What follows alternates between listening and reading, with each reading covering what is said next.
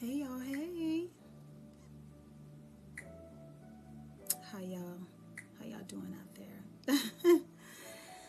So, welcome to Talk That Talk with DivaSpeaks Relationships. My name is AnGala Portorreal, and I have been under the weather. Yes, I have. I was supposed to have done a live show on Sunday. My apologies. I wasn't able to do the live show on Sunday.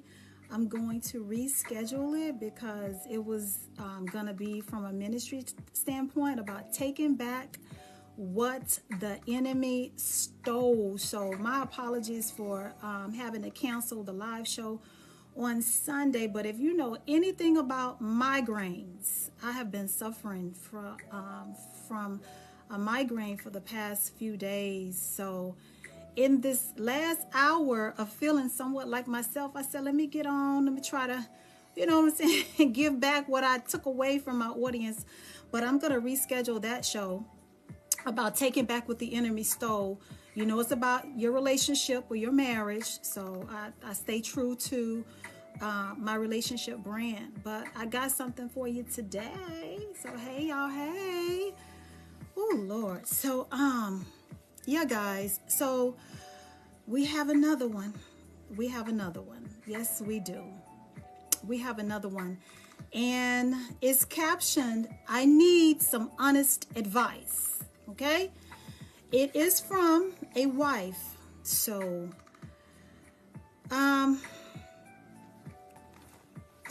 we're going to give her some honest advice. That's what we're going to do. We're going to give her some honest advice. We're going to use our moral compass.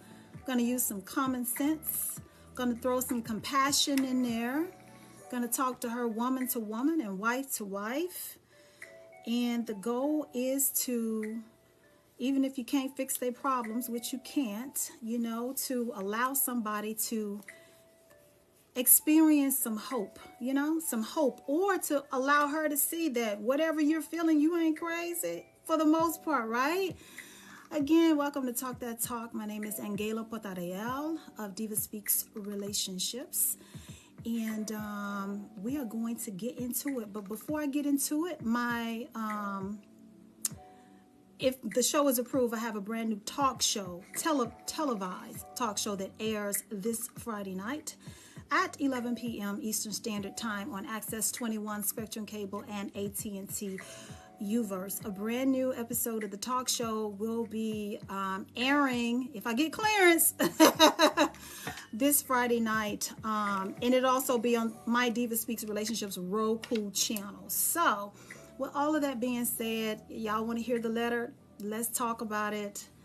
Again, I'm going to use some common sense. I'm going to talk to her woman to woman, and the goal is to administer or dispense hope in her situation, because she got a situation on her hands. Okay, so let's get started. All right, okay, so here we go. All right, my husband had an affair 2 years ago. Immediately told me, and we tried to work it out. Kudos to you for trying.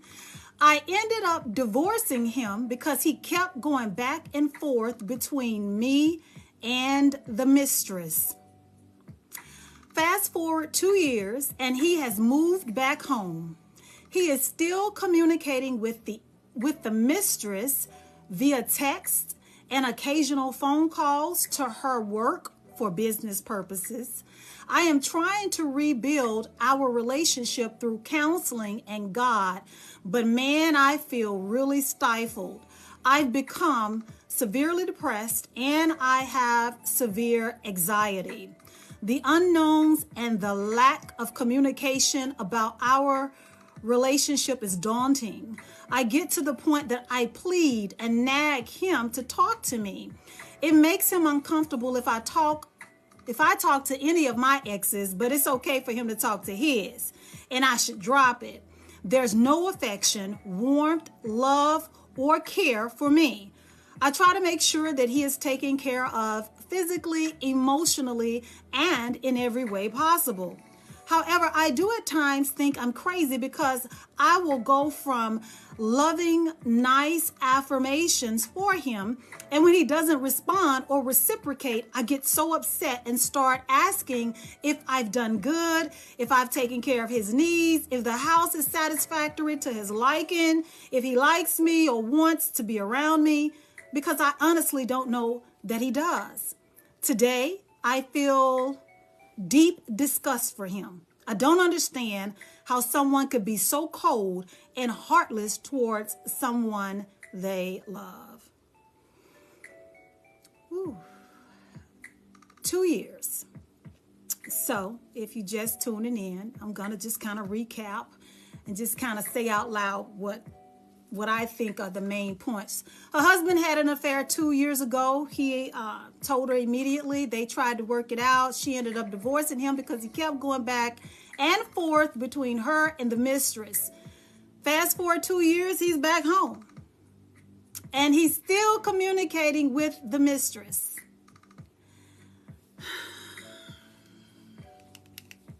Look, let me be the first to say that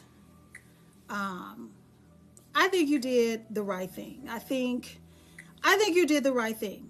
I do. I think that I need you to focus on what you did, okay, right now. You did the right thing. You tried to make it work. You put forth the effort.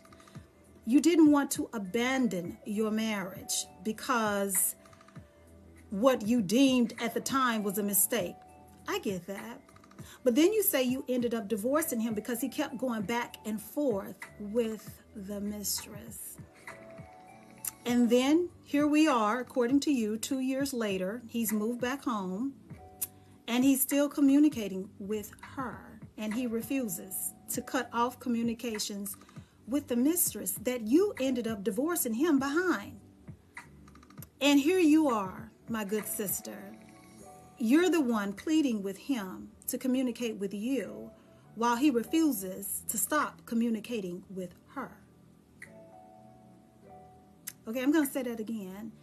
You're pleading to the point of nagging him to communicate and fellowship with you while he refuses to stop communicating with her. So let me switch gears for a little bit. You know, on this journey that I've been with DivaSpeaks Relationships, I learned that my gift was restoration and rebuilding and encouraging people to try to work it out if possible, and allowing the trouble in your marriage or your relationship, again, allowing the trouble in your marriage or your relationship to be the transportation that you use to get to where you need to be and want to be in your relationship. You know, sometimes trouble has a way of manifesting, you know, all of the cracks in the foundation and exposing them so that you can fix and repair or rebuild if possible. And in this journey of restoration, that I've learned that we have certain terms that we use for people like your husband. We call them prodigals. If you know anything about the Bible, we all are familiar with, if you are of a particular faith, the prodigal son, right? So the prodigal son was one of two sons that threw away his inheritance. He left home. He did whatever he wanted to do. And then once he was broke, busted, and disgusted, he decided that he wanted to come on back home. And when he came back home, his brother was he was just done. I'm just paraphrasing. But his father welcomed him back with open arms and embraced him.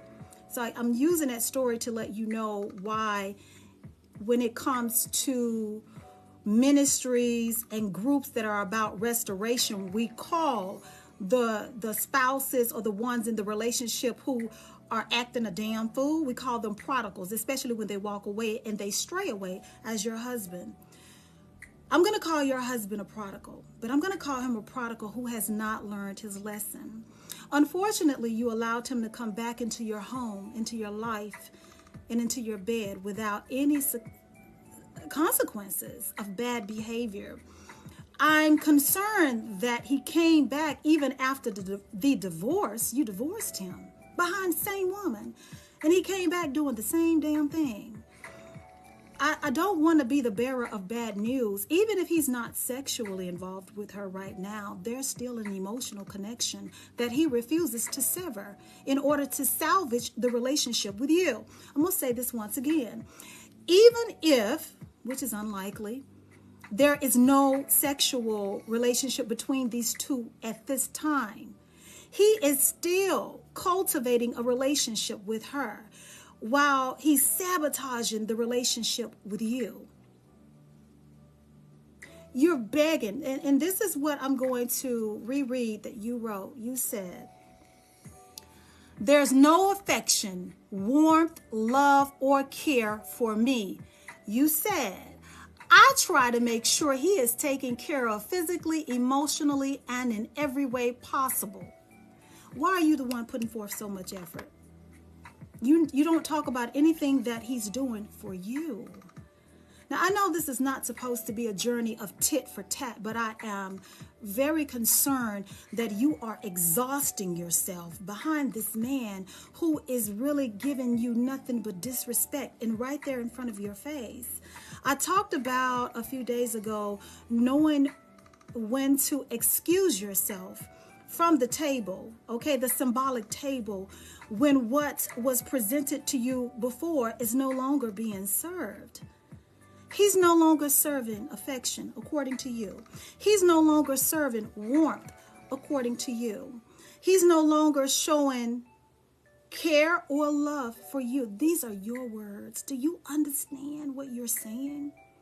You're saying that this man who committed infidelity in the relationship, in the marriage, who you ended up divorcing behind the same woman that he refuses to sever ties with, to salvage his relationship with you, is no longer serving you affection, warmth, love, and care.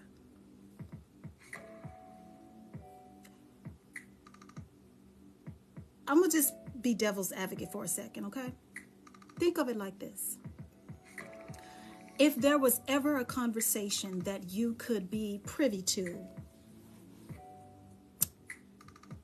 in his communication with the mistress, do you think she has the same experience as you? Think about it. I'm going to repeat again. You said that he is not serving you. No more affection, no more warmth, love, or care. Do you think if there was an opportunity to have a conversation or to be privy to the conversation with the mistress, do you think she would say what you've said, that this man is no longer showing her affection or warmth, love, or care? No, my friend, it would be the exact opposite. Because I think he's got it twisted. He's supposed to be exhibiting that behavior to her. You're supposed to be the one receiving the affection and the constant affirmations of love and reassuring, that he is committed to the success of the relationship since he was the cause for the demise of it.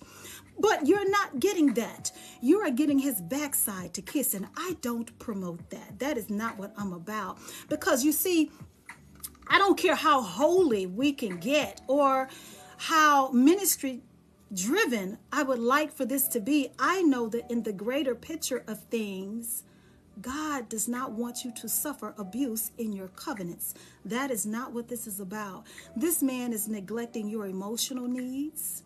He's disrespecting you in your own home. He's refusing to let go of this woman. And that is the danger that I used to say back before I ever had a talk show. That is one of the dangers in starting an affair, or when you decide that you want to explore your sexual options outside of your commitments and your covenants. Because one time, all it takes is one time. You don't know how it's going to go once you get up off that bed, once you've had your wet one, once you've given him or her their wet one. You don't know how things are going to go. You don't know if you've just activated the mind of a serial killer or a stalker, or you don't know what it's going to activate in you. Was it so good you can't get enough? Was it something that you just really, now you have a craving for, that you just refuse to stop, and that you are willing to risk it all just to have more of what you wasn't supposed to even sample in the first damn place because you're in a covenant? That is the danger with stepping outside of your relationship. And I hate to bring fiction into this, but to prove my point, do you guys remember that movie Fatal Attraction? Do you remember the movie Fatal Attraction? Do you remember when the character Michael Douglas, when he decided that that woman that he met through his work, they went out for drinks, and from drinks at the restaurant, his wife was out of town with their little girl in the country visiting her parents. It took that one time. And from the scenes in the movie, oh, it was hot. It was everything. That woman went damn crazy over that man. He got his rocks off. He got exactly what he went into it. He got it and he was ready to dip. But once he stepped outside of his marriage and then he got in between the lady parts of this woman wasn't ready to let it go. That's the danger of stepping outside your relationship when you think that you're just going to take a little sample of this or you're going to do that and you're just going to be out. You don't know how things are going to go. Getting back to you. He's still communicating with the mistress, text messages, phone calls, and here you are begging for his time and attention. I need you to really think, how do you see yourself in this marriage, in this covenant, in the next 5 years? If you continue this route, if you keep accepting this behavior, where do you honestly see this relationship or this marriage? Is this the type of marriage that you want to continue to be an active participant in? Okay? Because I don't want to be harsh. I just want to dispense a dose of reality. What's the old saying? Fool me once, shame on you. Fool me twice, shame on me. The first time that you discovered that he had been unfaithful to you, you were a victim. You were, absolutely.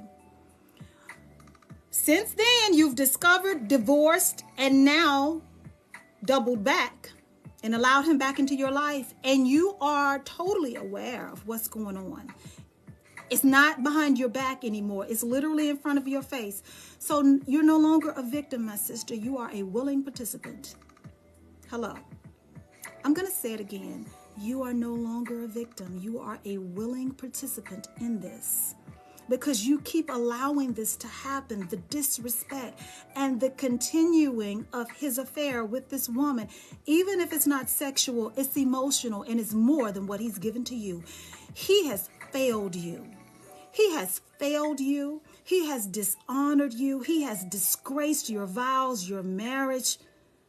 I can only imagine what you're going through right now. To have that be a constant reminder that this man is choosing another actively and daily over you, even after you saw it, to forgive him and to welcome him back. I think that's the problem sometimes with accepting people who have messed up, who it's not a mistake anymore. It's a choice. I think that's the problem with accepting people back. If that's your choice, is that if you don't really get all of the information, and I always say you cannot restore and rebuild without having all of the information.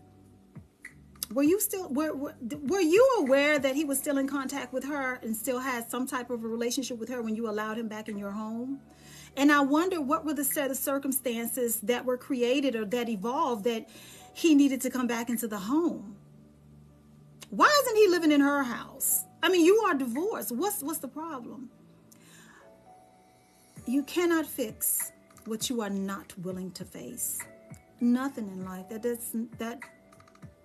That goes for relationships and everything else. If you're not willing to face that this man, your husband, is probably in love with her and has a soul tie with this woman, an ungodly soul tie. Well, is it really at this point because you're divorced? I'm just saying. He has a connection with her and he is constantly causing you pain. Why hold on to something that's causing you this much pain? Is it worth it? Is it worth it? Is it worth it? How much pain and suffering are you willing to have behind a man who is not giving you anything but hell? And you're feeling like you're feeling. No woman deserves to feel like that. You deserve better, baby. Trust me, you deserve so much better than this. This is not what covenant, this is not what marriage is supposed to be. And this is damn sure not what restoration looks like. It's not. You say, I'm going to read it verbatim, what you said. You said, I am trying to rebuild our relationship through counseling and God, but man, I really feel stifled. Keywords, I am trying to rebuild our relationships. It takes two. It takes two. You say you're trying. You didn't say anything about his efforts. That concerns me, and I need it to concern you. I am trying. I'm going to say that again. You said, I am trying. Why is he not trying? You're severely depressed and you're suffering anxiety. This is not love. This is torture. This is trauma. You said the unknowns and lack of communication about our relationship is daunting. Why is it unknown when he's back in your house in your bed? I mean, why is there a lack of communication? And if there's so much to talk about with that heifer, why the hell is he not over there? Sometimes you got to let that person go and be with the person that they are breaking their neck and breaking your heart behind. I'm going to say that again. Sometimes you got to let him go and let him be with the person that he is breaking your heart behind. Baby, he ain't worth it. He ain't worth it. I'm going to coin this phrase. It gives me no pleasure to say this. I will be fair. Right now, you got yourself a no good ex-husband. Why are you trying to be a good wife to your ex-husband?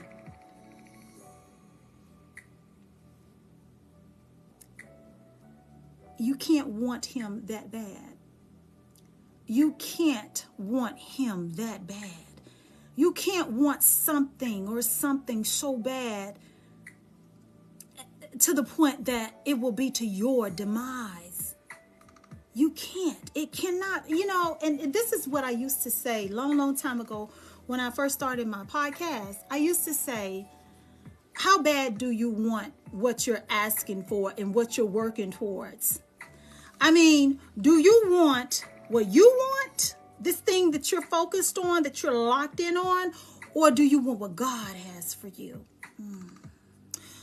Do you want what you want, whatever has your attention right now, or do you want what God has for you?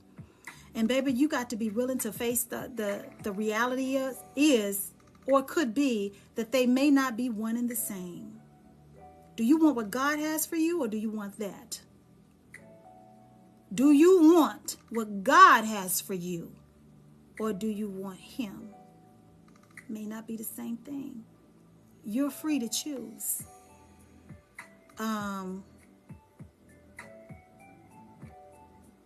You got to love yourself more than that. He's not showing you that he cares. He's not showing you that he loves you. He's not showing you that he's in it.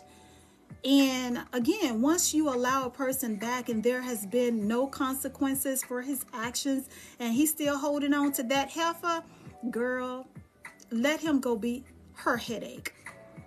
Let him go be her headache, please. Let her be the one suffering from anxiety and depression. Let her be the one that's getting cheated on. Let her be the one to help him in whatever crisis he's in that brought him back to your house. Let him be her headache. I promise you it gets better after the pain. And, I'll say that, God can work it out. God can, Matthew 19:26 tells us that through Christ Jesus, all things are possible. It does tell us that. And if that is your desired outcome, then you got to get out of the way. You got to let him go. Because ain't nothing God can do with that while you in the way and you trying to work your magic on him while he is fascinated and absolutely entangled with this woman. She's going to reap what she sowed.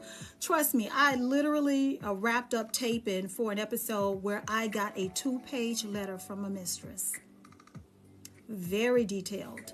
The journey. And when I tell you that good sister is reaping what she sowed, ooh, she's reaping what she sowed. She wanted so bad to be the wife. She wanted to be the wife. She wanted to trade places with the wife. Not understanding that when he got with her, he wasn't looking for a wife. How do I know that? I know that he wasn't looking for a wife because, damn it, he already had one. And I know that he wasn't looking for a wife because in the 2 years that she's been messing around with this man, he hasn't made her his wife. So he wasn't looking for a wife. She got what she wanted in a way, but it wasn't what she expected. And I say the same thing as a source of encouragement to you. Girl, let her have him. Let her have him. And I know that may hurt. I know you probably are in love. I know what it is to be in love with a man who see no wrongdoing in how he's treating you. I know what it is to be in love with a man who refuses to change his ways. I always tell you, I'm a woman of a particular age, baby. I got some experience under my belt. But with that experience, I have learned some things. And when I tell you, let me give you the cliff notes, let him go. Let him go. Take your hands up off of it. Take yourself out of the situation. Remove yourself completely. Then you'll be able to see a lot more than what you're seeing now. She didn't win. She ain't getting nothing. And if, listen, by the way you getting treated, if this is the way he treats his wife, baby, you ain't lost nothing. You have lost absolutely nothing. I need you to pick yourself up. I need you to really have a good, long, hard cry and just cry it out with God and ask him to help you release him, that former husband, to help you let it go so you can move on and be healed and be happy with your life. Because if that is all you have to look forward to, you got yourself nothing.